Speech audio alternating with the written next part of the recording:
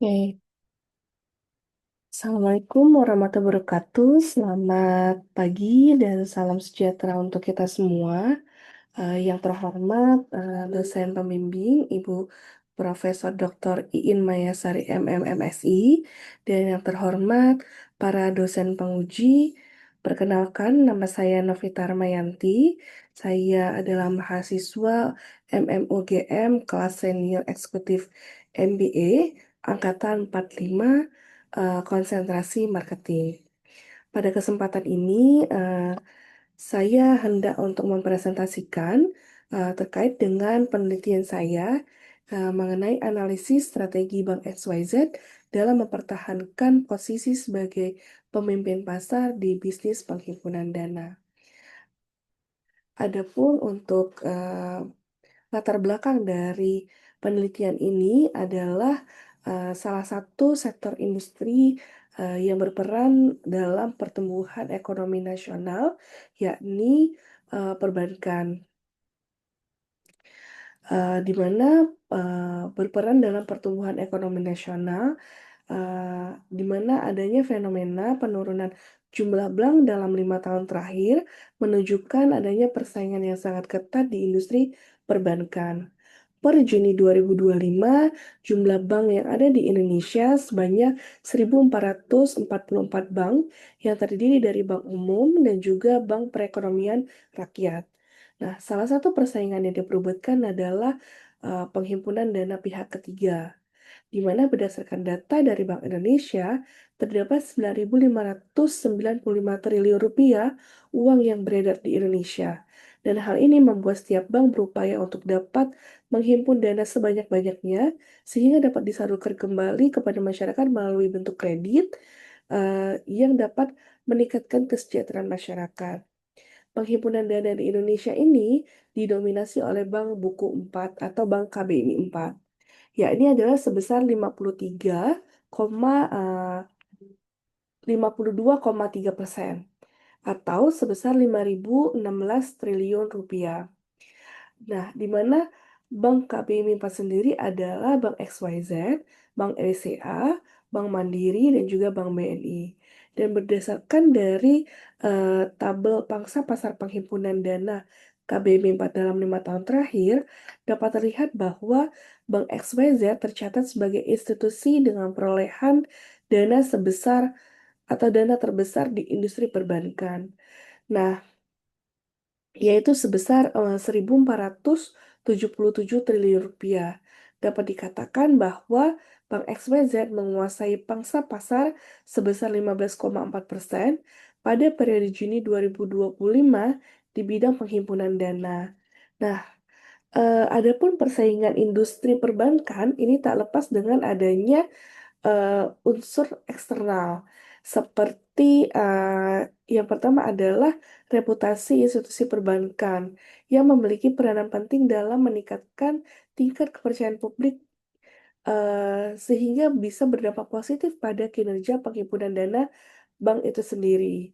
Kalau dilihat bahwa berdasarkan hasil pemeringkatan Yabadan Finance tahun 2025, bahwa Bank XYZ sendiri menempati posisi pertama sebagai bank terbesar di Indonesia.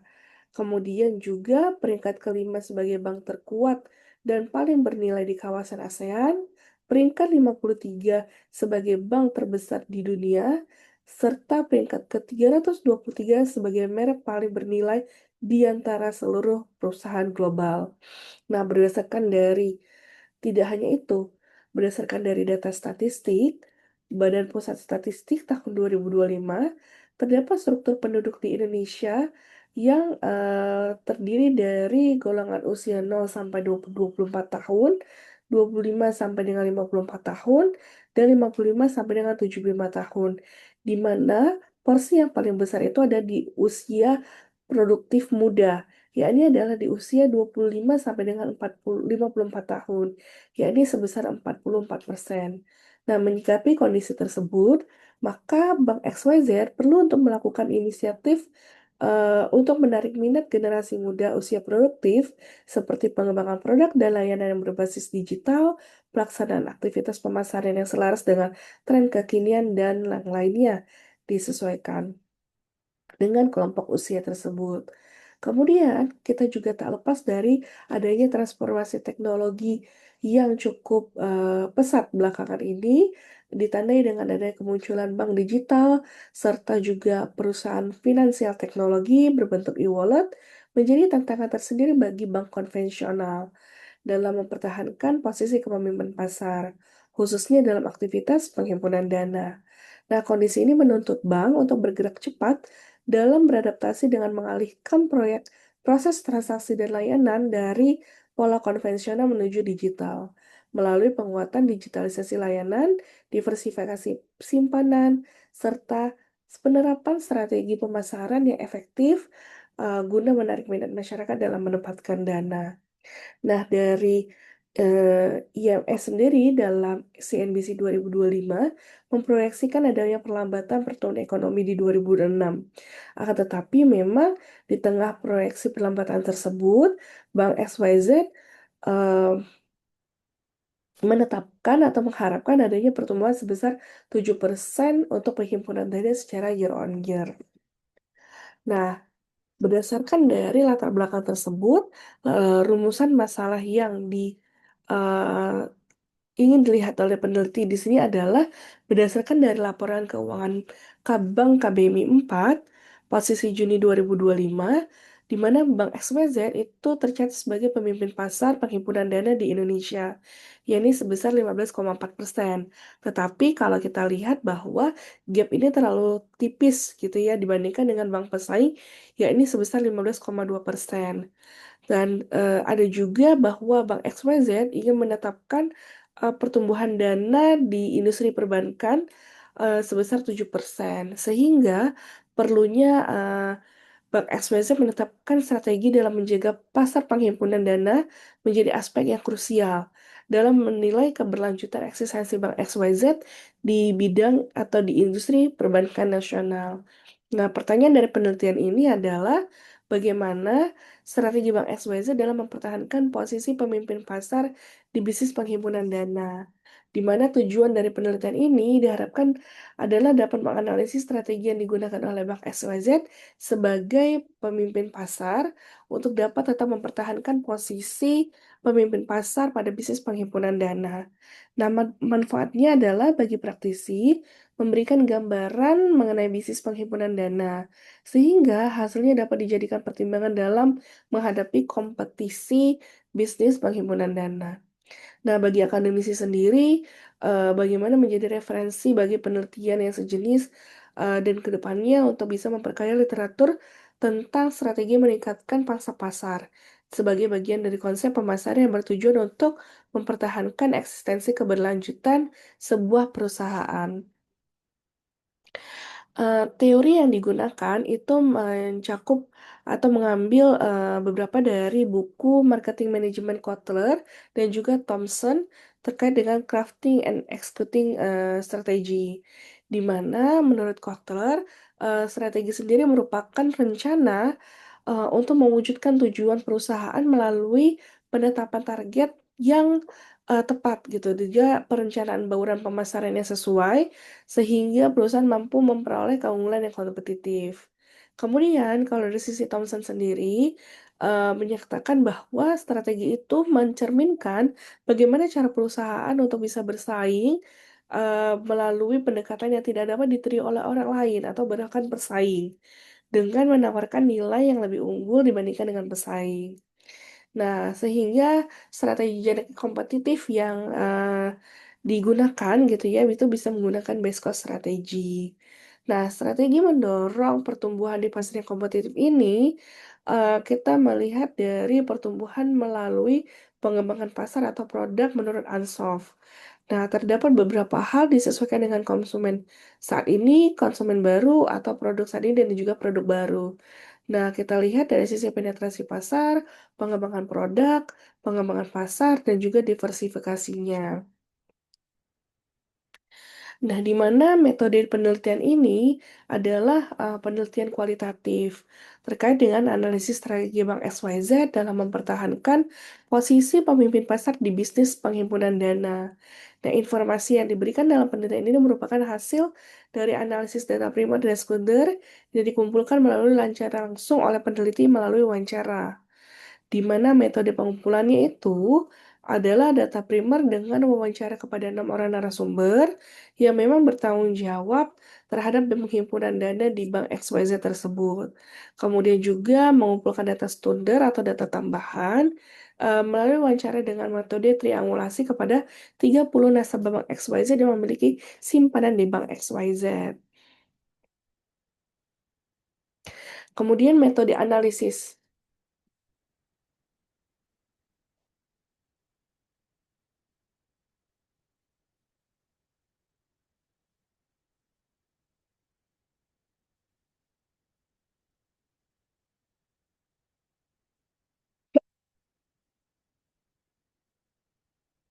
Kemudian metode analisis data yang digunakan adalah analisis tematik, di mana validasi data yang dilakukan dengan metode triangulasi sumber data. Adapun narasumber yang memang eh, diwawancarai itu adalah eh, 6 orang gitu ya yang bertanggung jawab terhadap bisnis penghimpunan dana Bank XYZ, yaitu grup headnya retail funding, grup headnya retail transaction, departemen wholesale transaction, departemen retail funding, product owner dari wholesale transaction, dan juga product owner dari retail funding. Dan untuk profil dari narasumber triangulasi adalah narasumber merupakan nasabah yang memiliki rekening di bank XYZ dan memiliki minimal satu rekening simpanan di bank lain juga.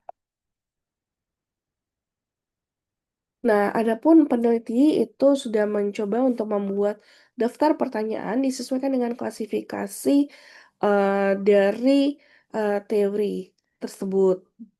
Nah, sebelumnya ini adalah merupakan pertanyaan untuk narasumber internal Bank XYZ. Dan peneliti juga membuat daftar pertanyaan untuk narasumber triangulasi berdasarkan dengan klasifikasinya. Nah, sehingga dari pertanyaan yang tadi sudah ditetapkan, peneliti menyimpulkan adanya hasil wawancara dari narasumber terkait dengan peluang bisnis. Hasil wawancara menunjukkan bahwa seluruh narasumber menilai industri perbankan saat ini berada pada fase yang relatif moderat gitu ya, di mana pertumbuhan dana pihak ketiga secara industri berada dalam level 1 digit gitu, atau di angka 5%, di mana Bank XYZ tetap memiliki peluang pertumbuhan yang relatif lebih besar dibandingkan dengan bank lain. Dan hal ini dikarenakan adanya keunggulan dari Bank XYZ tersebut, yakni memiliki struktural atau physical footprint yang kuat dan basis nasabah yang sangat besar. Kemudian juga dari sisi pertumbuhan pasar atau produk, pertumbuhan dana pihak ketiga tidak lagi berdasarkan atau berasal dari nasabah yang menabung saja, tetapi juga terkait dengan nasabah yang produk yang digunakan untuk transaksional yang berbasis ekosistem untuk nasabah giro serta masuk ke komunitas lifestyle untuk nasabah tabungan. Nah, di mana Bank XYZ tetap dapat mempertahankan nasabah yang berada di wilayah rural dan menurut saya mulai merambah untuk penguatan nasabah di daerah urban. Sehingga penting bagi XYZ untuk memiliki strategi penghimpunan dan pasar dengan memperkuat branding perusahaan di daerah urban. Nah, penetrasi pasar. Strategi penetrasi yang digunakan atau yang dilakukan adalah optimalisasi nasabah yang ada, khususnya melalui peningkatan intensitas dan kualitas transaksi nasabah, di mana penting bagi XYZ untuk memiliki strategi penetrasi sehingga bisa membangun penghimpunan dana yang sustain dengan cara menjadikan rekening dari XYZ sebagai primary account gitu ya dalam bertransaksi. Jadi bukan untuk menyimpan dana atau menabung saja. Kemudian dari sisi pengembangan pasar, seluruh nasabah mengatakan bahwa Dalam memperbesar pangsa pasar dana, pihak ketiga mau Bank XYZ melakukan pendekatan dual marketing strategi, yakni adalah defensif dan juga ofensif. Nah, defensif ini adalah untuk mempertahankan pangsa pasar yang ada di area rural, sementara kalau yang ofensif adalah mengakuisisi pangsa pasar yang ada di wilayah urban, kemudian kawasan industri, ekonomi bisnis, dan juga yang lainnya. Nah, penting dalam membuat persepsi brand atau merek dari Bank XYZ yang sebelumnya adalah dianggap sebagai bank desa menjadi bank yang universal atau satu untuk semua. Kemudian juga, strategi pengembangan produk. Seluruh narasumber itu menyampaikan bahwa pengembangan produk simpanan Bank XYZ itu sebenarnya tidak perlu dilakukan, karena sudah mempresentasikan kebutuhan pasar. Kemudian juga tantangan yang, diutamakan itu adalah bagaimana mengoptimalkan atau memanfaatkan produk yang sudah ada seperti channel-channel transaksi itu, lebih tepat gitu ya, dan juga menjaga reliability dari digital channel-nya untuk bisa meningkatkan good experience bagi customer atau bagi nasabah. Kemudian juga dari sisi diversifikasi, bagaimana dari hasil wawancara seluruh narasumber itu disimpulkan. Kemudian produk Bank XYZ secara umum adalah sama sebenarnya dengan bank lain gitu ya. Nah, terdapat kesenjangan nih antara keunggulan produk dengan persepsi nasabah khususnya di wilayah urban. Sehingga diferensiasi produk simpanan Bank XYZ belum sepenuhnya tersampaikan secara eksplisit. Sehingga keunggulan tersebut lebih sering dirasakan setelah nasabah menggunakan produk pada tahap awareness. Nah, strategi imitasi atau inovasi, Bank XYZ tidak fokus pada penciptaan produk, tapi lebih pada penguatan atau pengembangan inovasi yang lebih bertahap. Nah, kemudian juga untuk mempertahankan posisi pasar, Bank XYZ dalam mempertahankan posisi pasar menggunakan kombinasi defensi aktif dan adaptif, di mana tidak hanya mengandalkan jaringan kerja yang luas, tapi juga mempertahankan mekanisme penguncian nasabah melalui transaksional, ekosistem, dan juga pengalaman digital. Nah, di mana Bank XYZ sendiri dalam mempertahankan pangsa pasar itu menetapkan atau menerapkan transaksional dalam penghimpunan dana. Jadi bukan cuman perang suku bunga atau, perang rate. Nah, berikut adalah hasil wawancara triangulasi kepada 30 orang, nasabah Bank XYZ. Nah, seperti ini, dari kesimpulan hasil wawancara disampaikan bahwa 30 orang narasumber yang diwawancarai, 15 orang itu menilai bahwa produk Bank XYZ itu berbeda dibandingkan dengan produk bank lain. Perbedaannya itu dilihat dari berbagai macam program yang dibuat oleh Bank XYZ dan juga tampilan mobile banking yang user friendly dan banyaknya kantor cabang Bank XYZ terutama membuat nasabah menjadi lebih mudah untuk menjangkau layanan fisik bank. Kemudian dari 30 orang narasumber, sekitar satu orang saja atau 3,3% itu belum menganggap bahwa produk simpanan Bank XYZ itu, belum membantu gitu ya. Di sisi lain 29 orang beranggapan bahwa sudah memenuhi kebutuhan nasabah. Kemudian untuk yang dari 30 orang ini 100% berpendapat bahwa produk simpanan XYZ sudah memenuhi kebutuhan narasumber. Kemudian, dari hasil wawancara dilakukan bahwa beberapa pengembangan produk, saldo minimum yang ingin free, tampilan mobile banking yang lebih kekinian, reliability yang 24 jam, kemudian juga nasabah yang membutuhkan waktu yang lama jika ingin bertransaksi di bank, yang perlu antrian panjang. Nah, hal ini yang bisa dijadikan sebagai, tolak ukur untuk perubahan dari Bank XYZ itu sendiri. Nah, sehingga pembahasannya itu seperti ini. Nah, di mana peluang pertumbuhan bisnis Bank XYZ itu memiliki strategi yang dapat mendorong pertumbuhan bisnis dengan melalui penurunan, biaya atau cost of fund-nya. Dan juga, bagaimana caranya untuk bisa menciptakan pengendapan dana yang lebih sustain. Untuk competitive advantage, bagaimana melalui penguasaan ekosistem transaksi menyeluruh dapat terintegrasi solusi bagi nasabah. Kemudian juga transformasi menuju strategi berbasis transaksi Bank XYZ dalam memperkuat posisi Bank XYZ di tengah persaingan industri. Nah, untuk pertumbuhan pasar sendiri, bagaimana caranya supaya XYZ ini sendiri bisa melakukan penguatan rebranding ke arah perkotaan, gitu ya. Kemudian juga dari Raja Nainggolan, Raja Gopalan et al. Menyatakan bahwa dalam mempertahankan posisi pemimpin pasar, perusahaan dapat fokus terkait dengan perubahan citra merek. Nah, untuk penetrasi pasar, Bank XYZ mengubah strategi penetrasi Bank XYZ diperkuat oleh pengembangan ekosistem transaksi yang eee, oleh tim wholesale transaction. Kemudian juga untuk strategi pengembangan pasar, strategi ini, dalam menghimpun dana diarahkan pada perluasan segmen yang selama ini belum menjadi basis utama bank. Dan kemudian, apabila memang ingin Bank XYZ masuk ke wilayah urban, maka bisa masuk ke area Jakarta dan Surabaya. Nah, strategi ini mencerminkan market development strategi dari Kotler, yaitu memperkenalkan produk yang sudah ada ke segmen baru melalui penyesuaian pendekatan ini.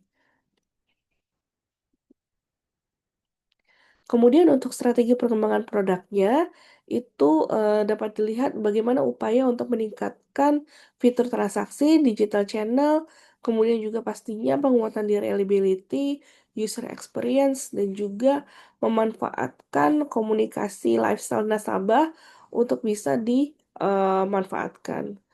Kemudian juga strategi pengembangan produk Bank XYZ bersikap incremental innovation atau penyempurnaan berkelanjutan. Jadi bukan menciptakan sesuatu yang baru, melainkan bagaimana yang sudah ada ini bisa eee eee, habis gitu ya, bisa, berguna gitu seperti atau optimal digunakan.